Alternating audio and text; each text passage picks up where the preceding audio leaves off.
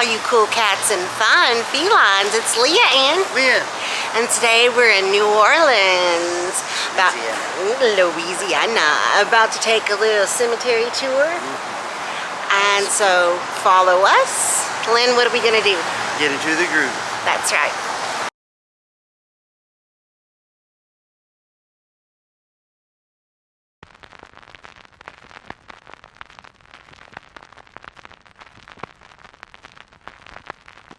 Keep the group together and close, and on our last tour it was herding cats the entire time. My name is Toast. T-O-A-S-T is my legal name. This is actually a legal license. But we're going off the rails on a crazy train. No? Fine. We have 42 cemeteries in New Orleans, folks. Our dead outnumber our living 10 to 1. There are 18 cemeteries within a 2-mile radius right now. The way I do this tour is we start at a very nice one, we go to one that's falling apart, then by the time we get to that one you go, oh. The founding of the colony of New Orleans was on a dark and stormy night in 1718 as a French colony in the name of King Louis XV. It's confusing. We're not named St. Louis, we're named New Orleans. Why? King Louis XV was too young to run a country or a colony. There was a regent. That's what you call a man who runs a country or a colony until the king comes of age. His name was Philippe, Duke d'Orleans, and we're named after him, New Orleans. King Louis really wanted a colony here because of the Mississippi River. Folks, she is only 2,300 miles long. She goes all the way up to Minnesota, dear, and down to the Gulf of Mexico.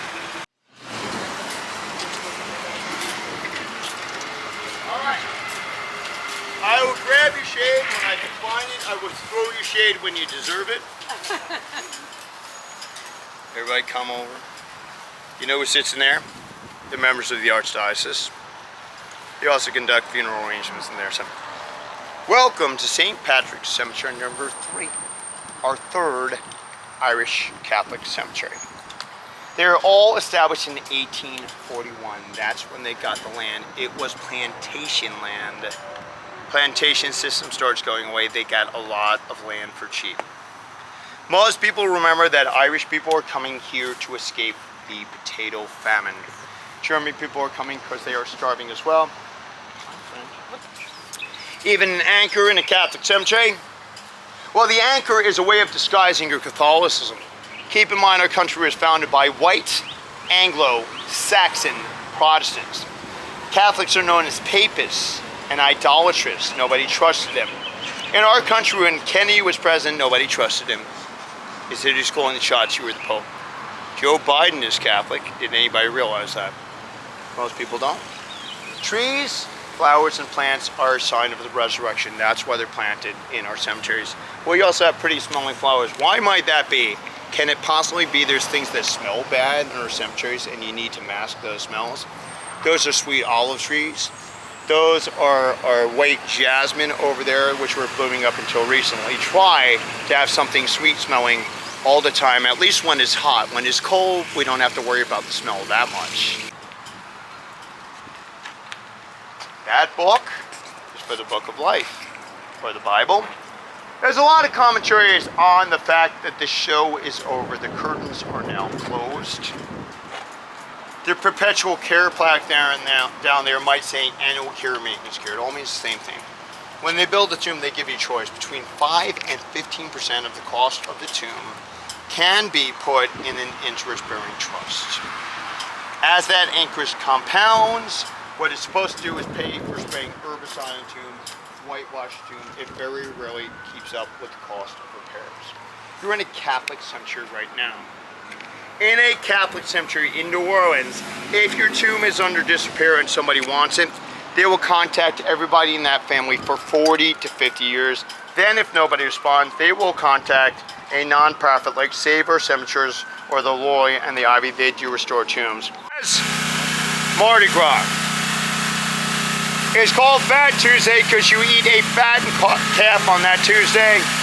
You eat a fattened calf on that Tuesday preparing for 40 days of Lent. And you're masking during contact to mask your sin. Folks, I'm a Jewish kid, what the heck do I know? I just ate starchy bland food for a week during Passover.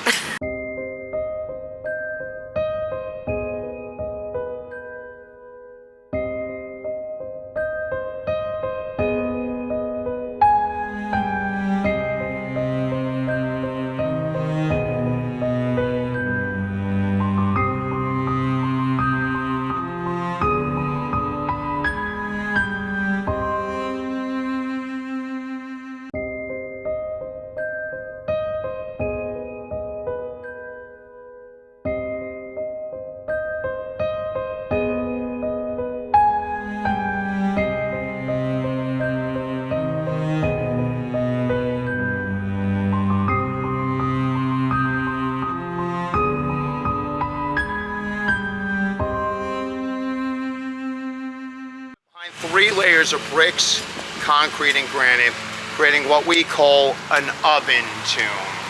The heat in there builds up over 200 degrees for a year and a day.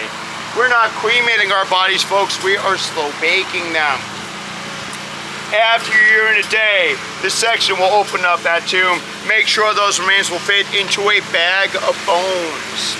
He will use a long pole to push those remains back to the tomb. That's where the expression, "I wouldn't touch you," where the 10-foot pole comes from. They fall down to a shaft in the back of the tomb. That is where the expression "giving somebody a shaft" comes from. Then they fill a pit, which runs the entire length of the tomb, known as a cavo, cave in French, and your remains spend eternity with the remains of your loved ones. Sweet, isn't it? Between the world of the living and halfway between the world of the dead. Questions? Beautiful to me.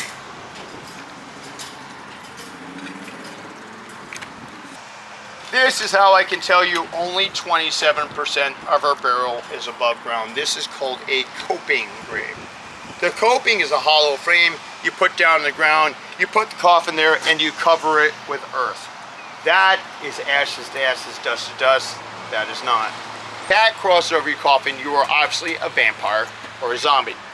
If you sit up or moved at all in your coffin, not rigor mortis, you're obviously a vampire or a zombie. If you suspect your loved one is a vampire or a zombie, bury them with a blade across their throat. They will sit up and decapitate themselves. Daisies are innocents. There's probably a child buried in there. Ivy leaves are for memory and nostalgia. An oak leaf is for strength and stability. There's a bone right there. The Morans have a weeping or mourning angel looking down. Full-size angel pointing up is hope or heaven. Look what's in Earth's concrete. Shells, folks, not pebbles. Here's a question. Where do you put that body if they die and it's less than a year and a day? Cold storage? That's one answer. The other one would be our society tomb. It's usually for a plumbers union or nationality they belong to. What you put is a little bit of money in a fund while they're alive, and then you have a place to go when you're dead. The first thing I always say about voodoo is she is not evil. I say that because that's what you learn from your TV shows, your movies, and your Maury Povich. She is a monotheistic, earth-based, peaceful religion which could not be practiced. We had people coming from Congo, Benin, Senegal, Gambia, Western and Central African nations. They came here and brought their type of voodoo. But their religion was illegal. They had to be syncretized, blended with Catholicism. In Catholicism, we have saints and angels. In voodoo, we have Orisha. Groups of spirits came here from Africa originally, and Loa, groups of spirits came here from Haiti. They act as messengers between our world and the one all-powerful being that cannot be bothered with us. In voodoo, that one all-powerful being is known as Bandai or Bondu. Bon is good, do is God. Sounds evil to me.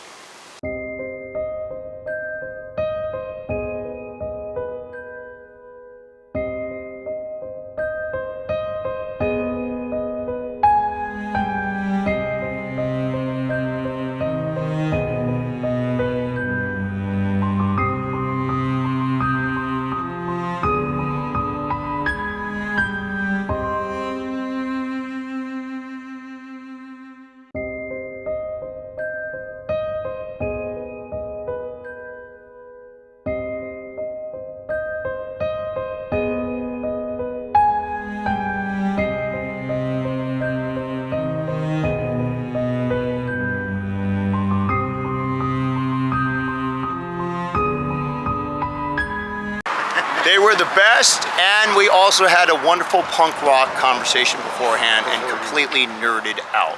Thanks, Toast. Absolutely. Okay, so thanks for following us.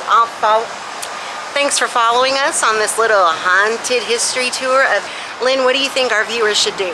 If you like this video, hit the like button and don't forget to subscribe to Atomic Hive and hit the notification bell so you'll be notified when we upload new videos. That's right. We do that every week. So until next time. Stay groovy and spooky.